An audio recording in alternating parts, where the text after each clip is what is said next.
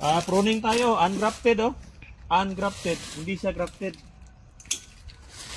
So, ilang sanga? Isa, dalawa, tatlo, apat. Kuha natin ng isa. Kasi sobra na siya. Dapat tatlong sanga lang. Tapos, kada isang sanga, ito isang sanga niya, lagyan natin ng dalawang sanga lang. Pataas. Ayan, ito. Dalawang sanga lang. Pati ito, dalawang sanga lang din to. Yan, pataas. Yan. No, may dalawang sanga siya. Tingnan mo, di ba? Tapos yung dulo, titipingan natin. Tiping. Ito rin, no? Dalawang sanga lang. Tanggalin natin to. Pati ito. Dulo, tiping lang. Konti. Tapos ito rin, no? Ito rin. Dalawang sanga lang din, no? Ito, merong sanga, oh.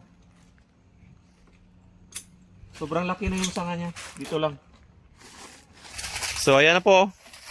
Abunuhan natin ang NPK. NPK, kailangan po ng kakao ang NPK. Nitrogen, phosphorus, tsaka potassium.